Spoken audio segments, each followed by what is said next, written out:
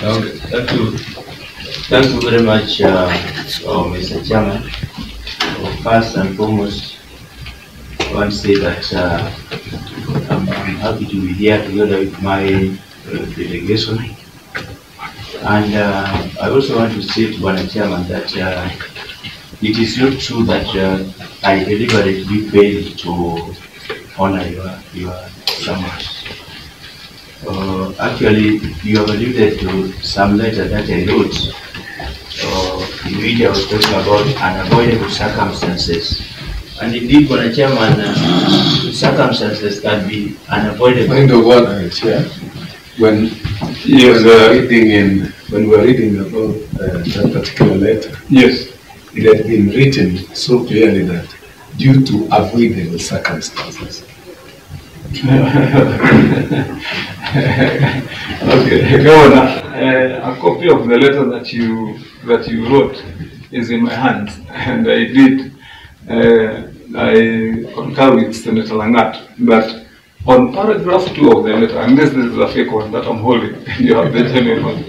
It says that, however, due to avoidable circumstances that Migori County Executive is undergoing, we would like to request to be slotted a date in July 2021. So why didn't you avoid those circumstances and appear before the committee?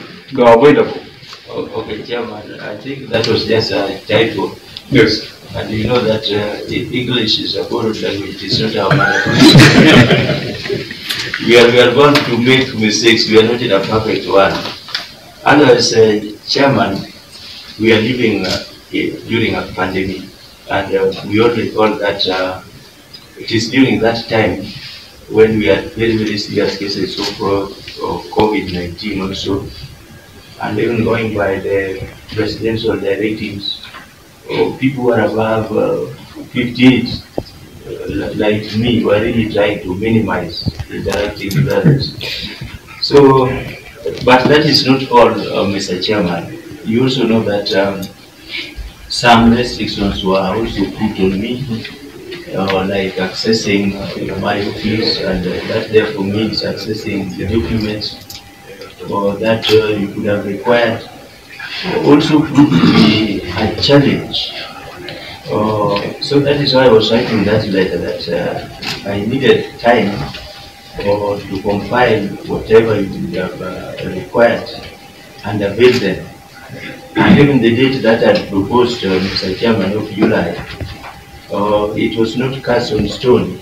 And so when we decided to push it a bit closer, here I am, together with my team, have responded. So it's not true that I deliberately refused.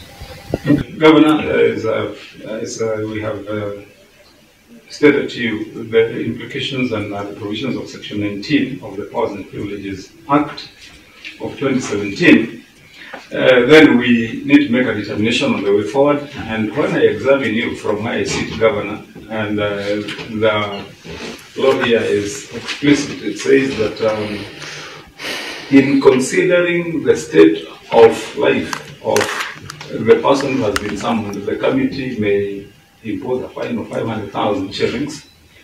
My assessment of your state of life tells me that you are good to pay 500,000 shillings, Governor. Am I wrong?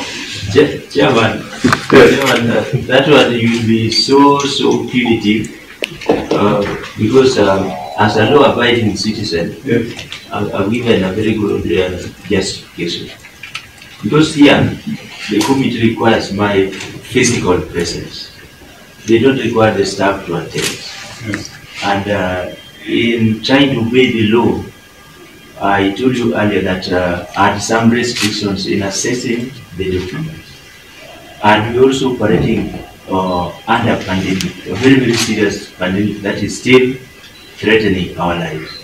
So, Chairman, if you say that now you want to impose a fine on me, that will be so punitive. No, I was looking at and I also want to say that it is not that I refused.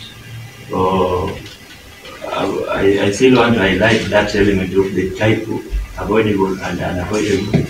But I now stand guided on the chairman. Okay. Yes. With all the documents that are required and ready to proceed. Governor. Okay, thank you, Mr. Chairman. I want to give my commitment that going forward, I'll avail myself 100%, and I'm also sure that the responses to the audit queries have been adequately handled. If there's any, maybe area that the committee will feel still needs some further clarification, I'm still ready to come. If you give an adequate time, I'm still ready to come and clarify further.